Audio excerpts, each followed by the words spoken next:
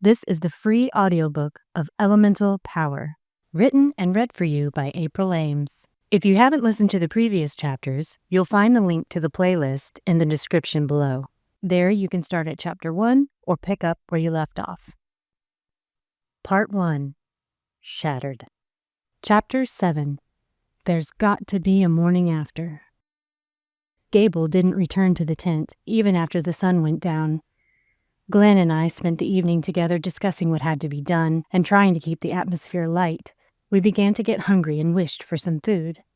Ambius arrived then, appearing out of nowhere next to the fire, holding an enormous tray piled high with food and drink. We cheered and helped relieve the old man of his burden.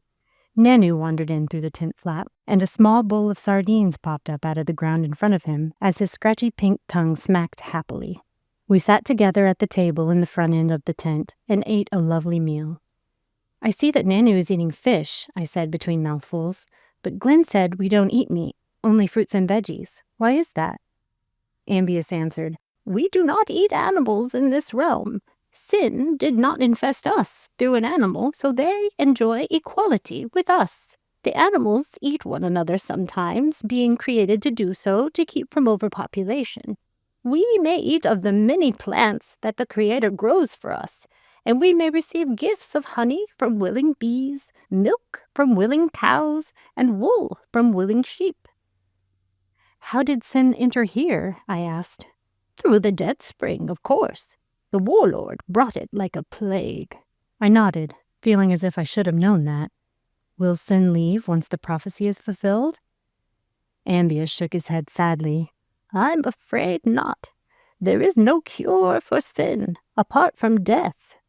Glenn stiffened almost imperceptibly. Death was one subject I didn't want to discuss. "How long will it take for us to reach Rock?" I asked. Glenn shook himself and poured fresh tea into my cup. "We will leave in the morning. We should reach the southern lands by the dark of the moons." "This tent will go with you," Ambius said. "I will show you how to pack it and set it up tomorrow just before dawn. Remember, you must not travel at night and must always have a fire. The tent will grant your every need, so just wish for light and it will appear. Your hunters will not dare set foot in the southern lands. The flames ensure that it is never truly dark there. You must find Rock by the living river Royal and speak with him. Make sure you do not hide anything from him. No one can stand in his presence and be less than honest." The wizard reclined, happily satisfied, and his beloved pipe appeared with a snap of his fingers. He puffed away for a few minutes, and then he added, "Tell him I say hello, and that it's my turn." "How am I going to convince him to reestablish contact with you and God?" I asked, committing his greeting for Rock to memory. "Just be yourself," Ambius answered. "You will know what to say when the time comes. Be honest and brave. You will do everything that is required. I am sure of it. Now, it's time for sleep. Rest well. I will return before dawn." The smoke from his pipe seemed to go to my head. I felt suddenly weighed down with drowsiness. Glenn also drooped and struggled against heavy lids. We stumbled over to our cots and plopped down heavily, instantly unconscious. The night passed us by, unnoticed. Just before dawn, Ambius threw back the tent flaps and proclaimed in a loud voice, "Arise, the journey begins." I sat up and felt completely awake. I usually remained groggy for about an hour after waking, needing something to get me moving. I needed coffee. Tea appeared on my small cot-side table, and I smiled my thanks at Ambius, drinking it anyway. Glenn had been awake already, I saw. He was fully dressed in traveling clothes of varying shades of green. He had a longbow slung across his body, a quiver of arrows on his back, a sword at his side, and the hilt of a small dagger sticking out from his boot. He smiled at me, looking confident now that he was bristling with weapons. I went to the toilet, wished for some traveling clothes of my own, though I was sad to part with the elegant comfort of the robe. Close-fitting pants the color of a baby deer, bodice of dark green, long tunic of mustard yellow, soft brown boots and a thick cloak of cloudy gray completed my ensemble. I could get used to this magic stuff, I thought, observing my reflection. With my hair brushed and tied back with a yellow ribbon, my teeth and face cleaned, and my tea drained, I stepped back into the main area of the tent. Glenn and Ambius were in conference near the entrance. They motioned me over to them. When we had stepped out of the shelter of the tent, Ambius said to Glenn, "Let's see it then." Glenn coughed nervously, his eyebrows rising, tilting above the bridge of his nose. He nodded and rubbed his hands together, closed his eyes, reached out with his palms toward the tent, and said in a commanding voice, "Tent, we are leaving. Will you come with us?" The tent pulled up its stakes from the ground, shaking the dirt off. The center poles fell inward, and the edges of the tent folded in. It seemed completely empty inside, though we had taken nothing out of it but ourselves. It folded itself neatly into a flat rectangle, rolled up, and produced straps by which it could be easily carried. Glenn picked it up, slung it on his back next to his arrows, and grinned at Ambius. "Thank you, great watcher of the eastern lands." Ambius waved away the title and hugged him, clapping him on the back hard several times, making the arrows shift noisily and Glenn's eyes bug out. He turned to me next and hugged me with the same enthusiasm. I looked around, expecting to see Gable nearby. "Is Gable not coming with us?" I asked. "No," Glenn answered. "He isn't needed." "Did you want him to come? I suppose we could wake him." "Oh, no," I answered emphatically. "I was just making sure. He has work to do here. Anyway, there is a need for sobriety on this journey," Ambius said. I waved goodbye and followed Glenn, walking southward over the grassy hills of Ambius's domain. The first few days of our journey were relatively calm. We met no one on the road, kept always in the light, had a magical tent to supply our needs, and enjoyed each other's company.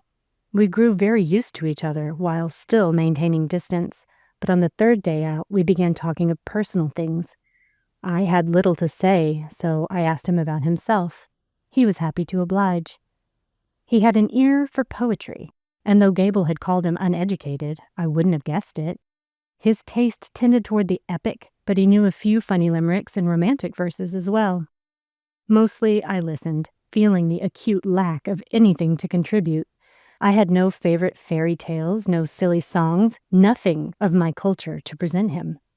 Ever courteous, he saw my trouble and offered to recite a long and solemn poem to me. I nodded with enthusiasm. I didn't want humor when feeling particularly downcast, like now. Glenn cleared his throat, looked up into the pale sky, swallowing. I watched his Adam's apple bob as he recalled the words he would speak momentarily. He set me on a boulder and prepared to begin. "Shouldn't we keep moving?" I asked, pulling off my new boots and rubbing my aching feet. "I think more clearly when I'm still. We can afford a few moments of rest." "Well, I'm not going to argue. I'm exhausted." "Let's hear it then."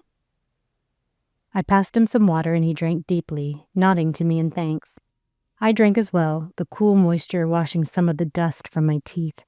His chest swelled as he took a breath, and his smooth voice formed each word with perfect diction and precise cadence. "The moons were wrapped in darkness. The clouds were a misty blight. The water shone like diamonds under softly swirling light. And a woman sat a-singing. Clear as a bell she was singing. Yes, a woman sat a-singing on this cold, mysterious night. She danced within the courtyard, marble statues all around, the sculptures dancing with her, many footprints on the ground. A sorcerer peered through the window. His red eyes glared through the window. Yes, a sorcerer peered through the window and watched without making a sound. The road was a ribbon of ancient dust with shadows crawling atop it. The horses' flanks were shiny black, hooves soft on golden carpet. And the rider stopped in the courtyard, stopped and stared in the courtyard. The rider stopped in the courtyard. His face in pain was set. The sorcerer looked at the stallion. The horseman looked at the girl. The girl looked at the horseman, her face as pale as a pearl. And the girl dropped dead in the water, dead as a dog in the water. Yes, the girl dropped dead in the water, amidst the magical swirl.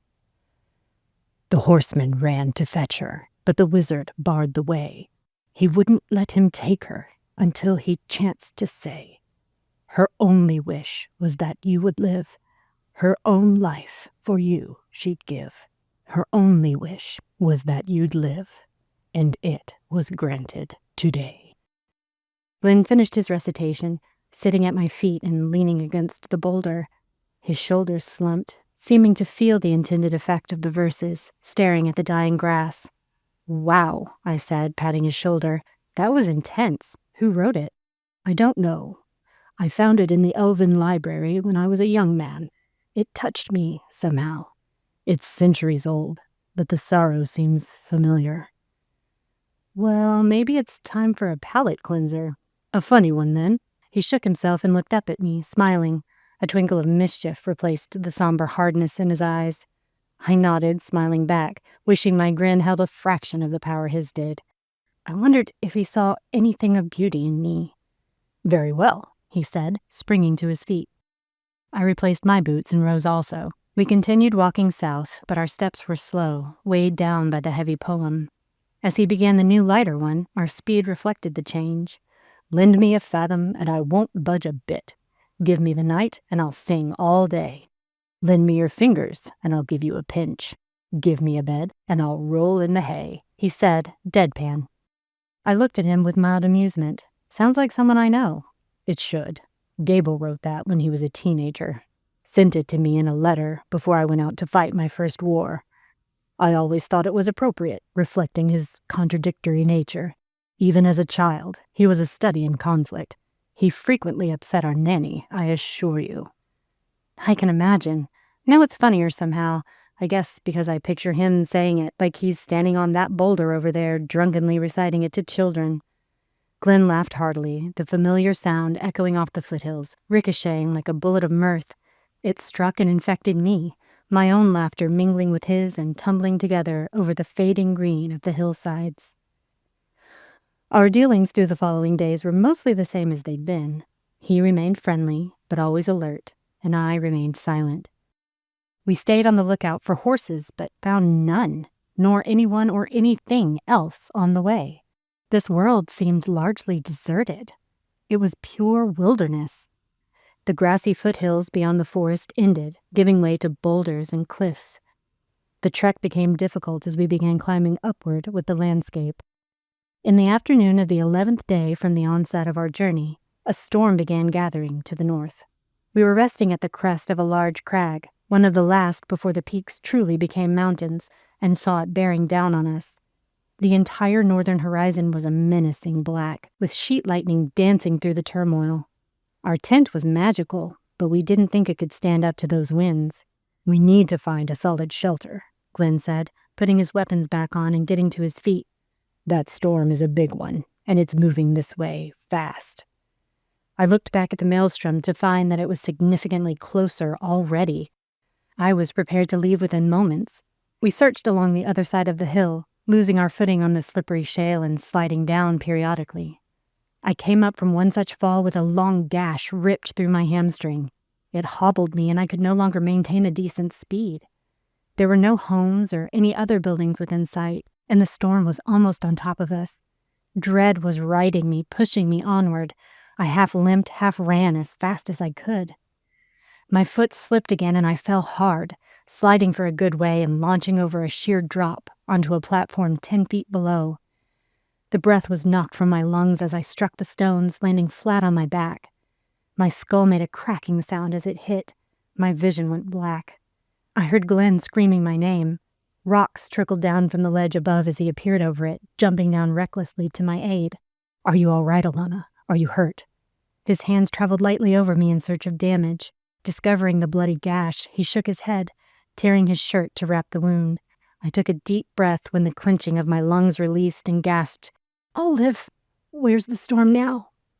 "It's nearly here. I can't see it anymore. We're in the mouth of a cave." His eyes widened, realizing what he'd said. A cave. I gripped his vest and croaked, "Didn't Ambius warn us to stay away from caves? Whatever's following us lives in the dark, remember? And darkness is creeping up fast." He paled at that, estimated the height of the cave, and decided it was too small for the tent to set up properly. "Let's see if it will work halfway," he said, putting the tent on the ground just inside the cave's entrance. "Arise, tent. We have need of you." The tent unrolled itself, tried to pop up like it usually did, but could not open completely in the confined area. It persisted, though, and managed to get the doorway up and the lights on inside, but there were no furnishings or any of the other comforts we had grown accustomed to. Now it was just making do. Glenn pulled me into the tent by hooking his elbows under my armpits and dragging me backward. My feet were the last to enter, the boots splattered by the first drops of rain from the fierce winter storm. "As long as there's light in here, we should be safe," I said, rolling onto my stomach so that Glenn could tend the gash in my thigh. I could feel the fast-cooling wetness of the blood running down my leg. "I wish we had some morningberry wine," he said. A lavender bottle appeared an inch from my face, and after he uncorked it for me, we shared the whole thing, downing it within minutes. I wished for some warm food, and it appeared as well, a lovely corn chowder. It couldn't have been much hotter than body temperature, but I was frozen through, and it melted me. "Thank you, Tent," I said, patting the wall affectionately. A note materialized next to the faintly steaming bowl that read, "You're welcome." I showed the note to Glenn, who laughed, patted the tent, and passed me a type of cracker made of seeds. The fire couldn't be lit because there was no place for the chimney hole, so the rapidly cooling air outside reached us in our shelter. When my food was gone, I hopped painfully over to the back wall and felt along it. No rocks touched the canvas there. The cave extended further than we did. I hoped it was unoccupied. "Should I go take a look?" Glenn asked, hearing my report. "No, please don't go," I said, laying a hand on his. It was the first time we had touched without necessity since the poetry recital. He smiled and laid his hand over mine, squeezing slightly. "Then I won't." We sat in the doorway of our magical tent, listening to autumn's death rattles as winter strangled color from the world. We were relatively safe and dry, but my hands were getting numb and my breath was forming thick vapor like a sleeping dragon. The temperature had fallen drastically. I wished for a blanket, and one promptly wrapped around me. Glenn asked for one too. We sat bundled in the dark, our faces to the storm, with only lightning to illuminate our concerned expressions. "What time is it, do you think?" The need to fill the silence with anything other than the storm was strong. "I'm not certain, but I guess it's close to evening. We crossed the river at midday, and we have come a fair way since then, being that it was down a nearly vertical path. So it'll stay dark until morning." I sighed. I wanted to get out of the cave as soon as possible. I wished for warm spiked cider and picked it up from the ground, thankful always for Ambius's gift. "Oh, what a splendid idea." He held up his own pint. "Cheers," he said, tapping his glass to mine. We drank together. It was deliciously warm and did a great job of lifting my spirits. About an hour and a few pints later, the air got even colder. I was shivering now. I had to use the bathroom, too. I looked around, and in the very back corner of the tent, a toilet closet appeared. I thanked the tent and limped over to it, my leg already half healed. The cider had gotten into my blood and mixed with the morningberry wine. I felt slightly euphoric. When I came out, Glenn was where I left him, but the look on his face concerned me. He was staring at the storm with a frown and furrowed brow through the tent's opening.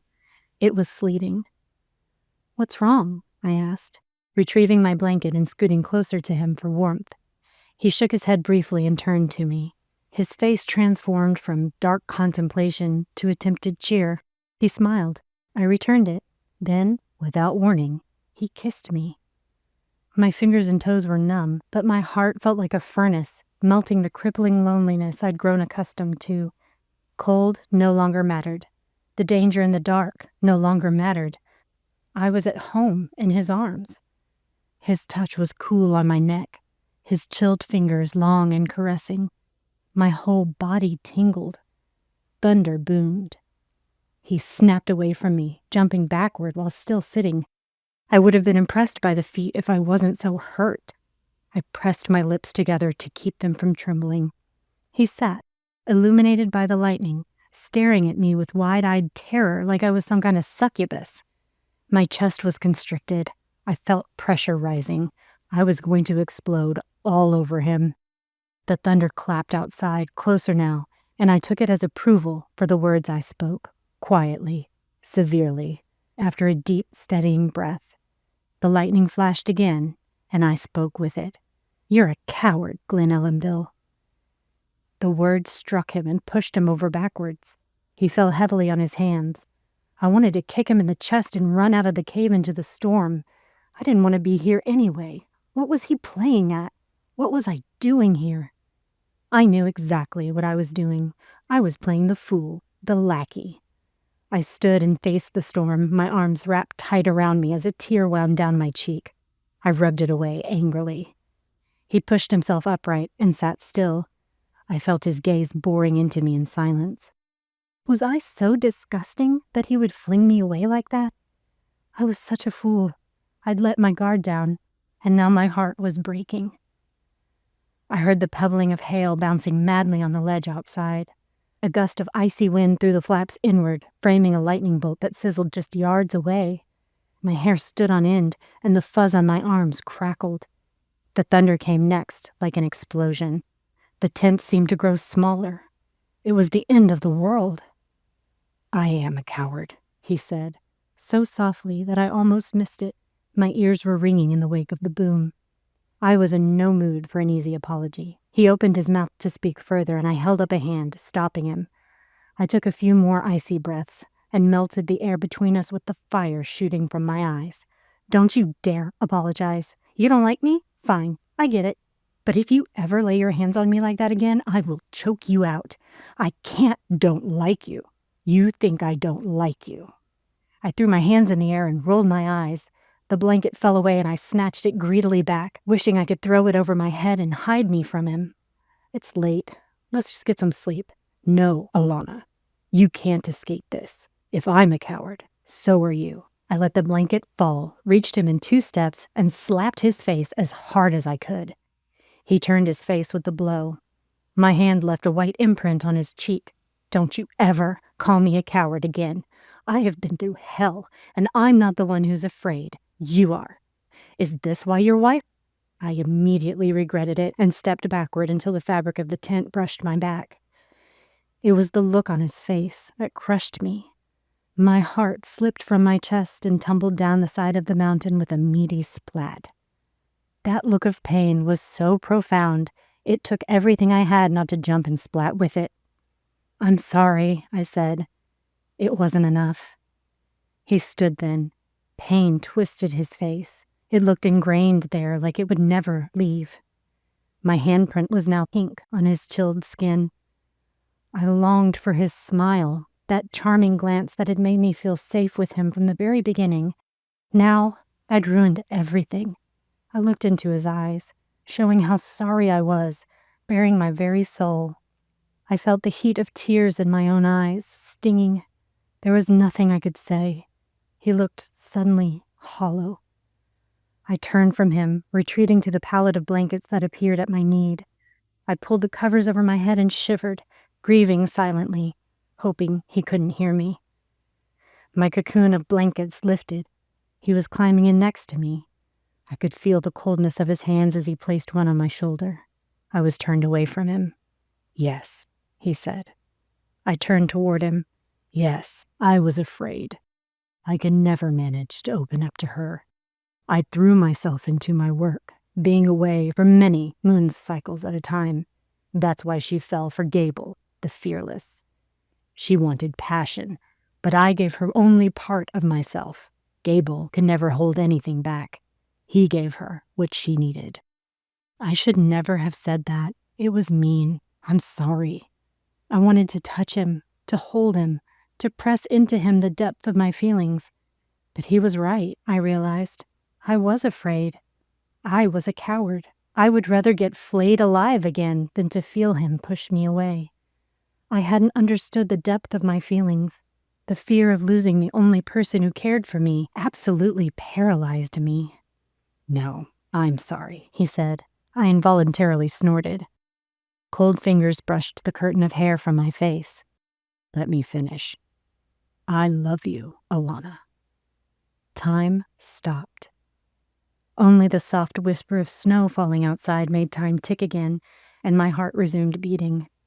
"When I kissed you, I couldn't bear it any longer. I had to have you in my arms.